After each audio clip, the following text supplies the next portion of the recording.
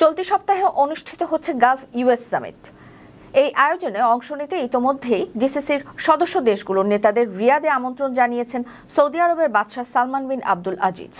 সংবাদ মাধ্যম Al Arabiya জানিয়েছে, এই সম্মেলন অনুষ্ঠিত হচ্ছে মার্কিন প্রেসিডেন্ট ডোনাল্ড ট্রাম্পের মধ্যপ্রাচ্য সফরের অংশ হিসেবে। ট্রাম্প এ সফরে সৌদি আরব ছাড়াও কাতার ও সংযুক্ত আরব আমিরাত সফর করবেন।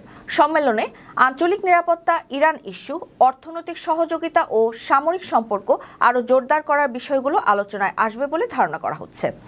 সৌদি আরবে ট্রাম্পের এ সফর এমন এক সময় হচ্ছে যখন যুক্তরাষ্ট্র ও মধ্যপ্রাচ্যের বহু বিষয় নিয়ে চলছে নানামুখী আলোচনা, বিশেষ করে ইসরায়েল হামাস যুদ্ধ, ইয়েমেন পরিস্থিতি এবং ইরানের সঙ্গে টানাপোড়েন। এই সম্মেলনের মাধ্যমে যুক্তরাষ্ট্র আবারও দেখাতে চাইছে মধ্যপ্রাচ্যে তাদের প্রভাব এখনো অটুট এবং মিত্রদের সঙ্গে অংশীদারিত্বে তারা আগ্রহী ও প্রতিশ্রুতিবদ্ধ।